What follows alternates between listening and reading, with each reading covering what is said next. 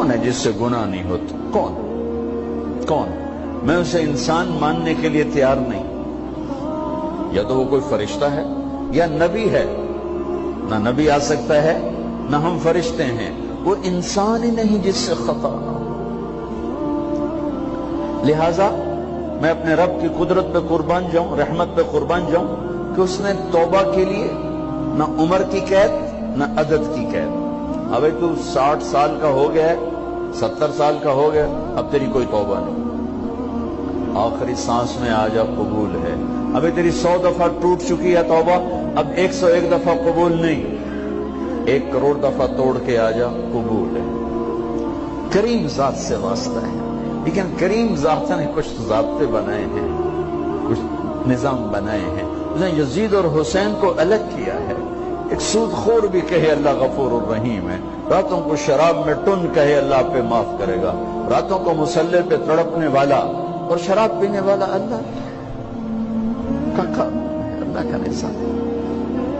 ظلم و ستم کے پہاڑ ڈھانے والا اور مظلوم بن کے سسک کے زندگی گزارنے والا کیسے برابر ہو؟ آنکھ کا چھلکنا اور جام کا چھلکنا اللہ برابر کر دے، ایسی اندھیر نگری بھی تو کوئی نہیں ہے. ام نجعل المتقین کالفجار، کیا نیک اور بد میں برابر کر دوں گا؟ افنجعل المسلمین کالمجرمین ما لکم کیف تحکمون. اس لیے بھائی بہنوں، معاملہ بہت آسان ہے اگر توبہ ہو جائے، اور جب گناہ ہو پھر توبہ ہو جائے. جب گناہ ہو پھر توبہ ہو جائے تو معاملہ آسان ہے. مشکل کب ہے؟ جب آدمی اکڑ جائے، معاملہ خطرناک ہے. لیکن گناہ کے ساتھ توبہ ہو، آسانی معافی ہے، کیونکہ وہ ہے ہی معافی کو پسند کرنے والا. لہذا بھائی بہنوں، توبہ کی عادت بناؤ. دیکھو، ایک معاملہ اللہ اور آپ کا، اس میں بڑی گنجائش ہے. ایک معاملہ بندوں اور آپ کا، وہ بڑا اوکھا ہے. اللہ کے واسطے کسی کے عیب نہ دیکھو، کسی کی پگڑی نہ اچھالو، کسی کو بے عزت نہ کرو، کسی کی کمیاں نہ پکڑو، کسی پہ تبصرے نہ کرو. یہ بہت خوفناک کیس ہے. نماز چھوٹ گئی، یہ اتنا خوفناک کیس نہیں ہے. روزہ چھوٹ گیا، حج چھوٹ گیا، خوفناک ہیں. لیکن یہ ڈائریکٹ اللہ کے ساتھ ہے، جب چاہے معاف کر دو. لیکن میرا اور آصف کا جو معاملہ ہے، میرا اور سردار صاحب کا جو معاملہ ہے، میرا اور آپ کا جو معاملہ ہے، یہ بہت خوفناک ہے. اس میں کسا ہوا قانون ہے کہ کسی کو حقیر نہ جانو. عیسیٰ علیہ السلام گزر رہے تھے اپنے ساتھیوں کا، ایک ڈاکو اوپر بیٹھا تھا پہاڑ پر، چوٹی پر. فلسطین میں چھوٹے چھوٹے پہاڑ ہیں، بڑے نہیں. تو اس کی نظر پڑی، نور نبوت دیکھا تو اس کو ندامت ہوئی. اس نے کہا یا لعنت ہے تیری زندگی، ساری زندگی ڈاکیاں گزارتی، چل توبہ کرتے سے نیک نبی دا ساتھ دے. اس نے کہا یا اللہ میری پچھلی معاف کر. میں آ گیا، نیچے اترا، ساتھ ہو لیا. عیسیٰ علیہ السلام کا ایک صحابی ساتھ جا رہا ہے. صحابی، ہر امت کا سب سے اعلیٰ شخص وہ ہوتا ہے جس نے نبی کا فیض پایا ہو. یہ ڈاکو، یہ صحابی.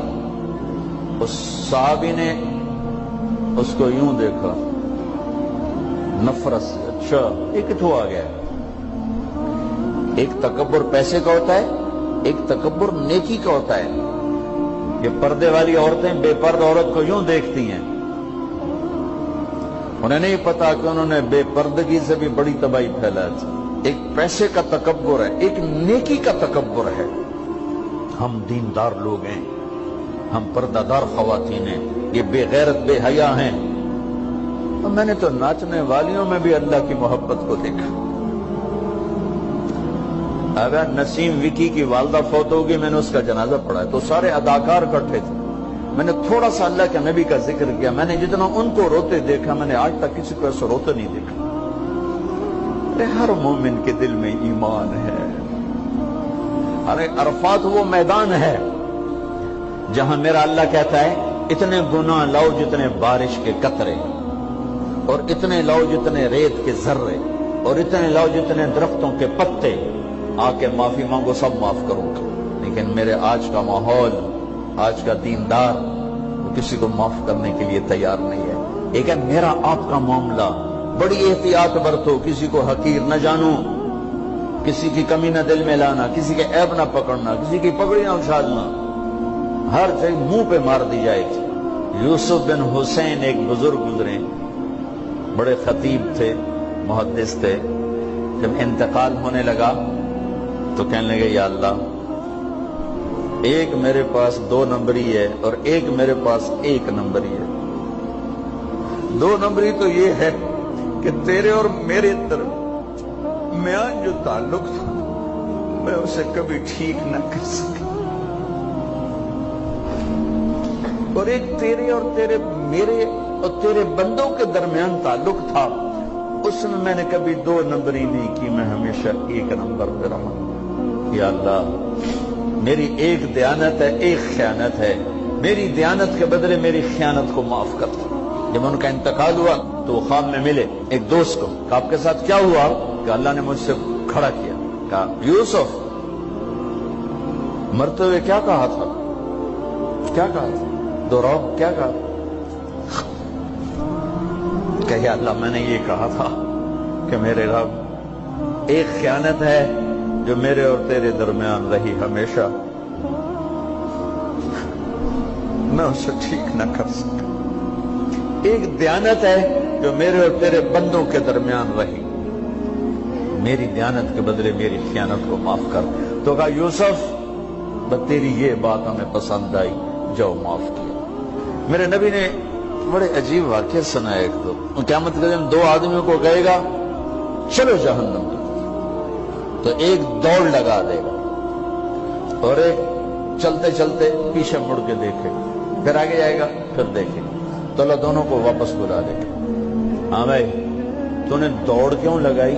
آگے دیکھنے رہے ہو جہنم ہے؟ کہے گا یا اللہ، تیری نہ ماننے کی وجہ سے تو جہنم دیکھی، تو مجھے خیال آیا آج ہی تیری مان لو، شاید تیری رحمت متوجہ ہو جائے۔ کہ اچھا بھائی، تو کیوں پیچھے مڑ مڑ کے دیکھ رہا تھا؟ کہ یا اللہ، تیرے بارے میں سنا تھا تو بڑا مہربان ہے، تو میں دیکھ رہا تھا کہ شاید تیری رحمت کہے گی آ جا، کوئی نہیں آ جا، تو اللہ کہے گا چلو تھوڑی گل میں نے بڑی چنگی لگی، جاؤ جنت میں چلے جاؤ۔ معاملہ تو ایسے ہی کریم ذات سے، ایک آدمی کی ایک نیکی کم پڑ جائے گی، ایک تیری ایک نیکی اگر بڑھ گئی نہ تو میں تمہیں جنت دے دوں گا۔ اب یوں ہے، کہے گا چلو یا اللہ میں لے آؤں نا، اللہ کہے گا جا کسی کو لے آ، میں تمہیں جنت دے دوں گا۔